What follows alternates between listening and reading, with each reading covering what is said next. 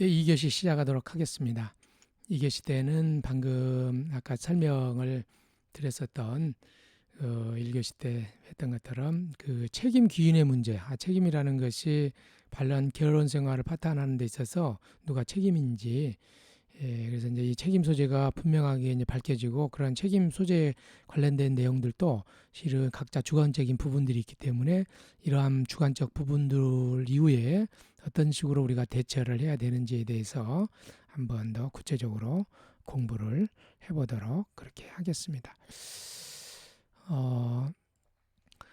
자, 그러면 이런 비난 이후에는 어떤 측면들이 우리가 좀 부각이 되냐면, 이렇게 그 심리적으로 그 어떤 그 상대에 대한 어떤 책임 귀인이 이루어지면, 그래서 이런 결과로 저 남편이 처벌을 받아야 된다. 내가 정말로 힘 있는 사람이었다 그러면, 뭐 내가 원하는 대로 아마 당신은 내가 원하는 대로 이렇게 도움을 보상을 해줘야 된다. 뭐 이러한 어떤 그 상대에 대한 어떤 보상이라든지 처벌 이런 것들을 강력하게 원하게 되는 단계로 나아가는 거죠. 그런데 이제 문제는 그 법이 그 상대방의 어떤 법적 테두리 위에서 처벌되지 않거나든지 아니면은 어떤 법에 있어서 이중 처벌 금지라든지 또는 어떤 과잉 처벌 금지 원칙에 따라서 그 동일 범죄에 대해서 만약 처벌하지 못했을 경우에는 이렇게 사적 처벌을 하게 된다. 그래서 이제 예를 들어서 그 자녀라든지 가족 구성원이라든지 또는 친구로부터 비방이나 행포, 그렇게 이제 이런 식으로 어떤 법 테두리를 벗어난 법으로 할 수 없을 경우에는 이렇게 그러한 사적 처벌이 이루어지는 경우가 있습니다. 그리고 어떤 내지는 어떤 이렇게 그 강력한 어떤 그런 서로 간의 감정이 해결되지 않는다 그러면 법에서 지정했을지라도 아이를 키우는 양육비를 지급하지 않다든지 월급이 들어와야 돈을 주잖아요. 그러니까 고의적으로 자기가 일을 하지 않아서 그런 양육비를 줄 수 없는 어떤 환경을 만든다든지 이렇게 되는, 그래서 이제 사적 처벌을 하게 되는, 그래서 이제 이런 부분들이 우리가 좀 고려를 좀 해야 될 부분이다. 우리가 이제 법으로 비난 이후에 상당하게 그 처벌이 이제 법적으로 처벌을 하라고 했지만, 그러나 심리적인 측면에서의 상대에 대한 비난이나 이런 부분들이 어떤 서로 서로 인정하지 않는 부분들이 생기게 되면 아까 이야기했던 사적 처벌의 부분으로 굉장히 미온적으로 행동하게 된다든지 이런 부분이 되는 거죠. 그래서 법이라는 것이 굉장히 엄정하고 공정하게 하게 되는 거지만 법이 당사자들이 가지고 있는 그러한 그 심리적인 문제를 우리가 정말로 깊이 있게 그 지속 발전 가능한 서로를 위한 관계로 하는 데는 어려움이 있다는 것을 조정자는 좀 알 필요가 있겠습니다. 그래서 이 같은 이유로 인해서 조정에서는 지속 가능한 합의를 위해서, 지속 가능한 합의라는 건 뭐예요? 그러니까 이혼 후 따로 살더라도 약속한 부분에 대해서 계속해서 지키는 거거든요. 그런 것은 이를 위해서 이 책임 귀인의 문제를 배제할 수 없다.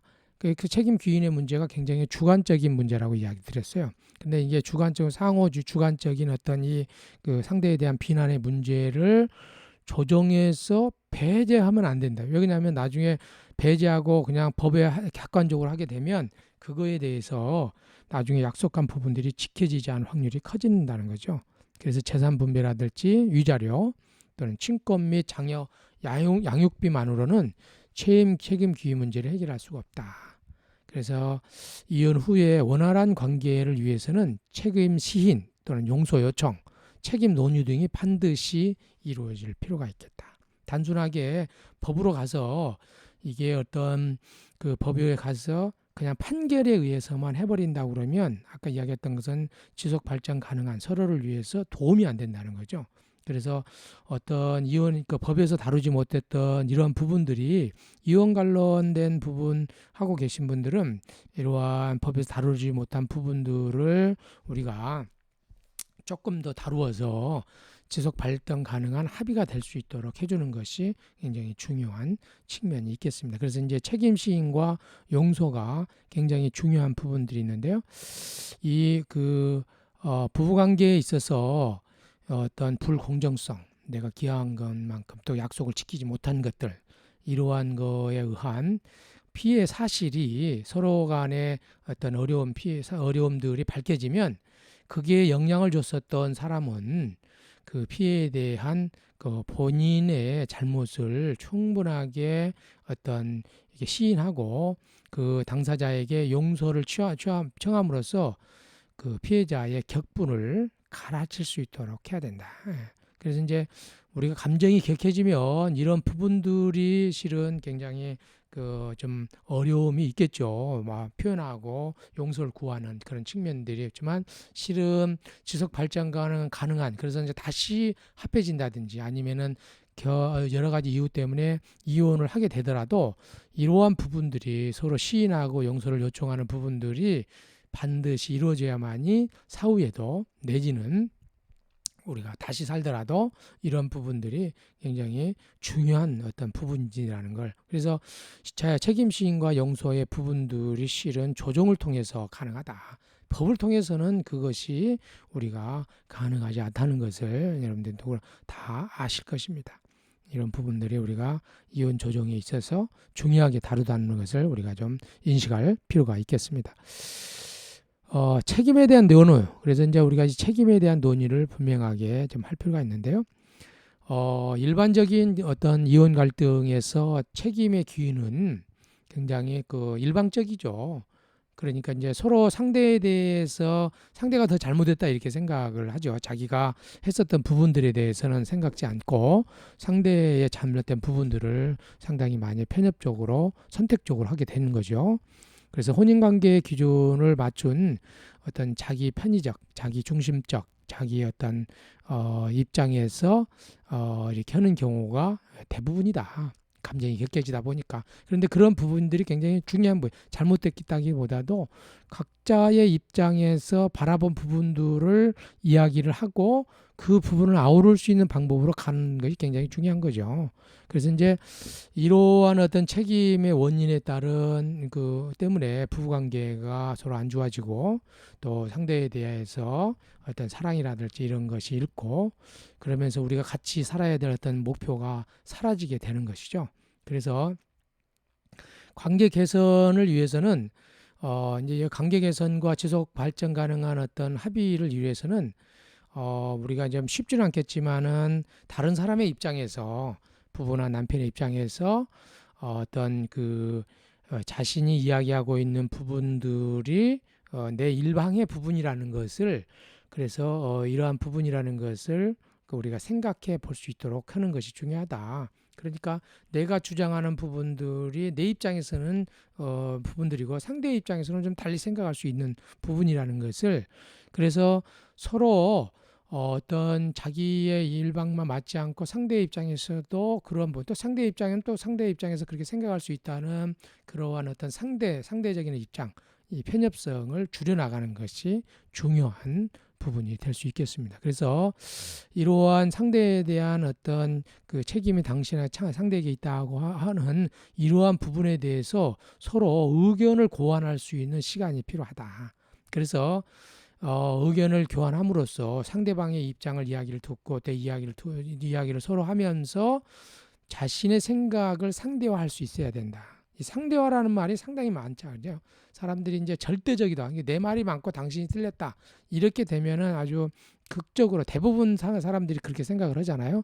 그런데 이제 내 입장에서는 이럴 수 있는데 상대방의 입장에서는 이럴 수 있다는 이 상대화가 굉장히 핵심 키워드다. 상대화를 시키는 거.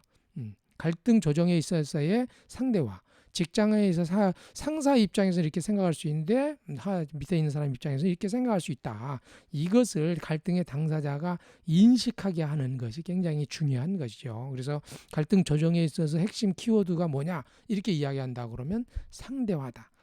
절대화가 실은 절대적 기준, 이 절대화가 실은 싸움의 어떤 단초가 되는 거거든요.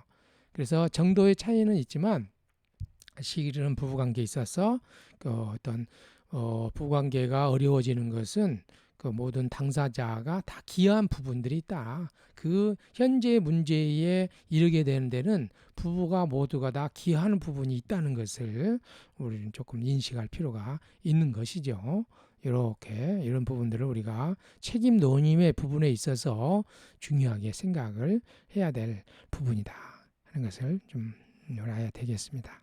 책임 논의 부분들, 이 부분들 생각을 좀 하셔야 될 것 같고요. 자, 그래서 이제 우리가 이러한 책임의 규율의 문제, 책임의 규율의 문제에 대해서 이제 구체적으로 우리가 경종성의 문제도 조금 더 구체적으로 다뤘고요. 책임의 규율의 문제도 구체적으로 이렇게 다뤘습니다. 그다음 분배 공정성에 대해서 한번 더 구체적으로 한번 다뤄보도록 하겠습니다. 그래서 이제 우리가 그러면은 자기가 기여한 것만큼의 위자료라든지 재산이라든지 친권이라든지 이러한 부분들에 대한 어떤 결정을 뿐만 아니라 내가 살고 있는 어떤 집이라든지 집안 대대로 내려왔었던 가보들, 또 자녀를 내가 언제 만나야 될 것인가에 대한 부분들, 또 친구들의 방문이라든지 휴가 등 이러한 부분에 대해서 세밀하게 결정을 할 필요가 있다. 그래서 이러한 어떤 법으로 해결하는 그 외에 이혼에 관련된 법 조정에 있어서는 여러 가지 중요한 원칙들이 배분의 원칙들이 있는데 그걸 세부적으로 한번 알아보면요. 첫째는 그런 사람, 그러니까 자녀나 가족 구성원 또는 주거 환경, 또 대상과의 관계 이런 것들이 우리가 배분 조정에 있어 중요하게 고려돼야 된다. 특히 자녀라든지 가족 구성원 등 이해관계자와의 관계가 고려돼야 되고, 아울러 그 사람들이 가지고 있는 자기 꿈을 실현한다든지 그 사람이 가지고 있는 나름대로의 어떤 자아상의 문제라든지 또 상대방 삶의 목표에 대한 중요한 의미를 지니는 자녀와 가족 구성원의 부양과 관련된 임무 분담 등 이러한 부분들도 우리가 이게 어떤 중요한 원칙을 고려를 할 때, 그러니까 당사자가 가지고 있는 당사자 사이의 어떤 분뿐만 아니라 키워야 될 사람들, 부녀, 가족들, 이러한 어떤 당사자들이 중요하게 생각하고 있는 그러한 대상자들에 대한 고려도 우리가 이 배분의 원칙에 있어서 중요하게 생각해야 될 부분이다 하는 것을 우리가 염두에 둬야 되겠습니다.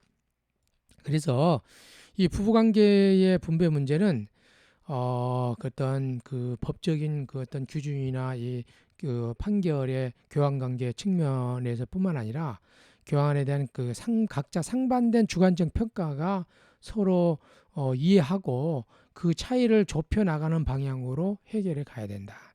그래서 갈등의 핵심은 서로 입장의 차이인데 그 입장의 차이를 좁혀가는데 그 좁혀가는 방법이 윈누주가 아니고, 그러니까 내가 절대화가 아니고 상대화를 통해서 그 입장의 차이를 좁혀가는 것이 이혼의 조정에 있어서 핵심 키워드라는 것을 우리가 이해할 필요가 있겠습니다.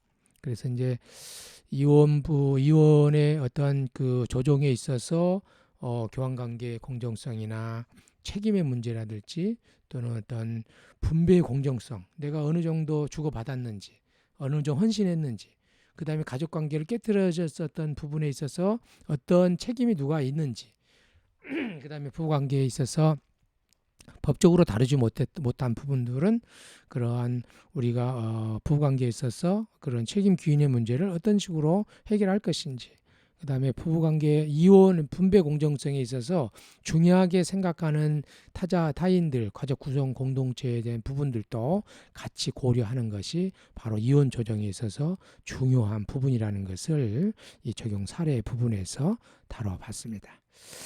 다음으로는 그러면 이 공정성의 문제, 지금까지 이 공정성의 문제, 지금 이제 규범으로도 발생된 이 공정하지 않다, 이 공정성의 문제를 해결하는 구체적인 방법에 대해서 한번 알아보도록 하겠습니다. 공정성의 공정성의 갈등 해결 방법은요, 우리가 이제 공정성이라는 것이 어디에서 나왔다고 그랬죠? 바로 규범으로부터 나왔다고 그랬습니다. 우리가 무엇이 옳고 그르는지 반드시 내 가지고 있는 그 신념이라든지 이런 부분들이 어디에서 나왔는데 이 규범이로부터 나왔는데 그 실질적으로 이 규범의 갈등이 된 게 공정성인 규범의 갈등인데 이 규범의 갈등은 당사자가 서로 다른 원칙을 제시를 함으로써 갈등이 생길 수가 있어요. 예를 들어서 뭐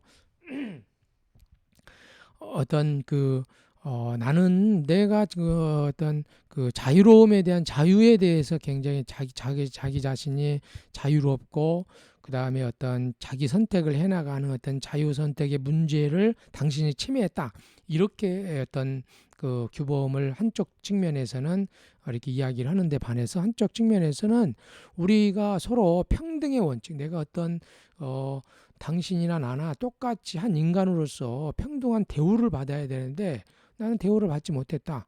이러한 원칙들을 그래서 예를 들어서 그 학교 그 직장 같은 데 보면요. 어떤 상사 같은 경우에는 가장 중요한 것이 이 시기에 어떤 경제적인 부분들, 경제적으로 전략해서 위기 상황 때에 돈을 아껴 가지고 써야 되는 중요한 어떤 전략의 원칙이 굉장히 중요한 어떤 원칙인 반면에 어떤 그 회사의 직원들 같은 경우에는 그러한 어떤 경제적 전략의 원칙보다도 내가 가지고 있는 어떤 내가 자유스럽게 내가 자유 선택해가고 또 직원들의 의견들을 존중해주는 그 존중의 원칙이 중요하게 생각할 수 있을 거거든요. 그런데 경제적인 원리 때문에 내가 존중받지 못하고 있을 때 갈등이 생기거든요. 그래서 이제 그러한 서로 다른 어떤 갈등이 서로 다른 규범들이 충돌해 가지고 생기는 갈등이 바로 이런 규범의 갈등이다. 그래서 이 서로 당사자가 서로 다른 원칙 규범을 통해서 이런 생기는 것들이 이제 우리 사회 보면은 대부분 이런 내용들이 많죠. 그래서 그런데 이러한 규범이라는 것이 다양한 문화에서 자란 다양한 사람들이 다양한 공정성을 선호하게 된다. 서로 다른 문화에서 생활하다 보니까 다른 규범들이 발생하게 되는 거죠. 그래서 이제 가족들이 부부가 결혼하게 되면은 어떤 가족에서는 서로 공정하게 대우받는 것이 중요한 반면에 어떤 부부 같은 경우에는 아까 앞서 이야기했던 것처럼 자기가 자기 선택에 의해서 자기 결정을 초중하게 여기는 어떤 부부가 있거든요. 그런 것 때문에 이제 서로 싸우게 되고 그런 걸 조율해 가는 것이 부부관계의 내용이지 않습니까? 그래서 다양한 문화에서 자란 사람들이 다양한 공정성의 선호도를 갖고 있는데 예를 들어서 사회주의 문화에서 자란 사람들은 평등이 굉장히 중요해요. 자유 선택에 의하기보다도. 그런데 이제 민주주의 사회 같은 경우는 주로 자율이 중요한 거죠. 그래서 우리가 이제 그 필리핀이라든지 그 이주 여성들이 결혼한 경우에 굉장히 한국 남성들이 굉장히 그 어려움 중에 하나는 한국 남성들은 어떤 가부장적 사고로 굉장히 이렇게 가지고 있어요. 그래서 남편이 이야기하면은 남편의 이야기를 무조건 들어야 되는 생각을 가지고 있는데 필리핀이라든지 내지는 중국에서 오는 여성들 같은 경우는요 사회주의 국가에서 나왔기 때문에 굉장히 평등의 원칙 굉장히 중요하게 생각해요.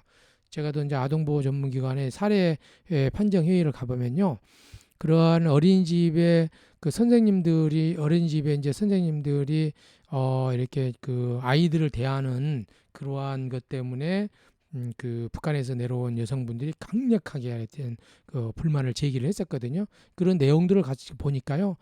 북한이라든지 이런 내용은 굉장히 평등한 원칙에서 자기 주장이 굉장히 강하거든요. 이렇게. 근데 그러한 간에 어떤 갈등이 생기는데 이러한 갈등이 상호 갈등들에 대해서 분명하게 그런 평등의 원칙이라든지 자유결정의 원칙이 어떻게 입에 대해서 그렇는지에 대해서 우리가 분명하게 알아야 되는 것이 굉장히 중요하죠. 그래서 이러한 규범 갈등 중에는 이렇게 다양한 공정성 원칙 서로 다른 규범의 원칙 때문에 생긴다는 것을 항상 조정가는 인식할 필요가 있겠다. 직장 갈등 또는 부부 갈등 또는 친구 갈등이 바로 이러한 규범의 원칙, 다양한 규범, 서로 다른 규범의 원칙 때문에 생긴다는 것을 우리가 알 필요가 있겠습니다.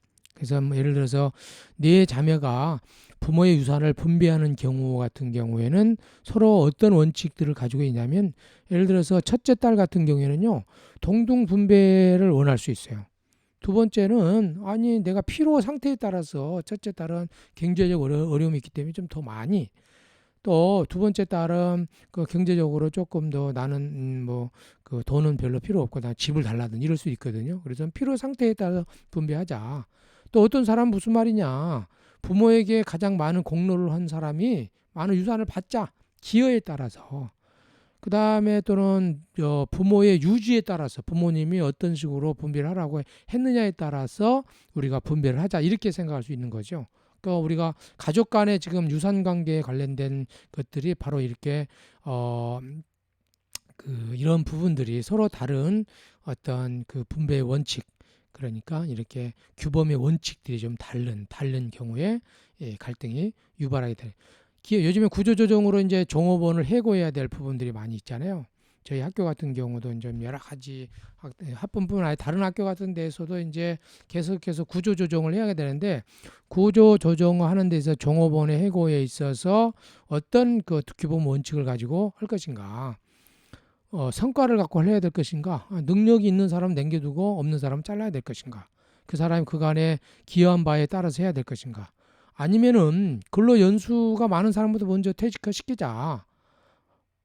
이런 사람도 있고, 근로 연수가 많은 사람들이 남아 있고 인정 온 사람을 자르자, 이런 사람도 있겠죠. 또 이런 재취업 및 가족 상황을 참작해서 하자. 내가 퇴직하더라도 다른 사람 갈 수 있다든지, 이제 가족이 부양하는 사람이 많은 사람을 남겨둬야 된다든지, 이런 원칙들이 있겠죠. 그래서 아마 이 부분들이 현대에 굉장히 중요한 조정에 있어서 우리가 관심을 가져야 될 부분들인 것 같아요. 근데 생각해야 될 부분이 뭐냐면은, 이렇게 서로 다른 규범의 어떤 공정성의 원칙을 가지고 다양한 공정성의 원칙이 있다는. 그래서 이제 조정할 때 각자가 어떠한 구정의 공정성 원칙을 가지고 하는가를 우리가 같이 이야기를 들어야 그것을 아우를 수 있는, 그 다음에 다 각각의 당사자가 각각의 어떤 공정성의 원칙을 가지고 하는지를 인식할 필요가 있다. 상대화시켜야 된다는 거죠. 내 입장에서는 이렇지만 상대는 어떤 공정성 원칙으로 가지고 있는가를 인식하게 하는 것이 중요하겠습니다.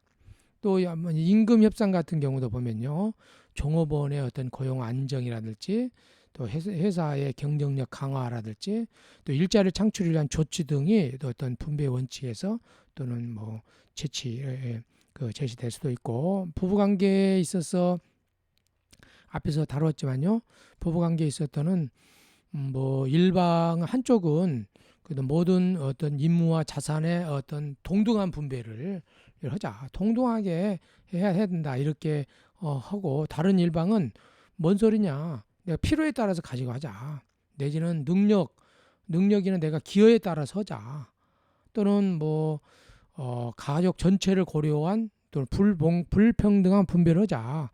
그래서 이제 필요에 따라서 가족 전체를 고려해서 어떤 기여하는 사람이 많은 대로 하자. 동등한 것이 아니고. 그래서 이렇게 부부관계든 어디든 그 어떤 분배의 다양한, 그러니까 주장을 다 하잖아요. 그런 주장하다 보면 다른 각각의 공정성의 원칙을 다 가지고 있다는 거죠. 규범을 다 가지고 있다. 그래서 핵심은 이 규정들에 대해서, 규범에 대해서 각각 가지고 있는 이 공정성의 원칙이 무엇인지를 조정자가 파악하고, 그것이 상대에게 들려지도록 하고, 상대는 자기의 입장은 이렇고 상대의 입장은 이렇다는 것을 통해서 상대화해가는 과정이 조정에 있어서 핵심적인 기자라는 거, 이런 것들을. 그래서 항상 우리가 갈등이 있다 그러면 내 입장과 상대방의 입장이 서로 알고, 절대화 입장에서 상대화 입장으로 가면서 그러한 부분들이 서로 인식해서 가도록 하는 것이 중요한 인식이 되겠습니다. 이것이 규범 갈등, 규범과 규범 간의 갈등으로 측면되고요. 동일 공정성 원칙 때문에 생길 수 있어요. 예를 들어서 우리가 이제 재산 분배를 기여에 따라서 하자, 이렇게 결정을 했어요. 그런데 이제 그러니까 기여에 따라서 했는데 어느 정도 서로 기여를 했는가에 대해서 세부적으로 들어가 보면 또 우리가 이제 문제가 생길 수 있는 거죠. 그래서 앞서는 서로 간의 다른 규범의 갈등, 다양한 공정성 갈등이라고 하면, 두 번째 갈등은 서로 동일한 그 공정성 갈등이지만 세부적인 어떤 내용, 그래서 이제 국제적인 협약이라든지 협력이랄, 그래서 이제 북한과 남한 간에 대통령이 만나서 우리가 잘해보자 하고 합의를 했어요. 그런데 잘해보자고 하는 세부적인 사항에 대해서는 이제 그때부터 갈등이 시작된 것이에요. 그래서 이제 뭐 그런 말들은 이제 뭐 악마는 디테일에 있다 이런 말들을 하잖아요. 그 구체적으로 실현하는 과정에서 실은 어떤 그 합의가 이루어지지 못하는 부분들이 있는 거죠. 그것이 바로 이 동일 공정성 원칙에서 이야기하고 있는 부분이라고 할 수 있겠습니다. 자, 여기까지 우리가 2교시 공정성 부분들, 공정성 갈등 해결 방법에 있어서 부분들 한번 하도록 하고요. 잠깐 쉬었다가 3교시 하도록 하겠습니다. 네, 수고하셨습니다.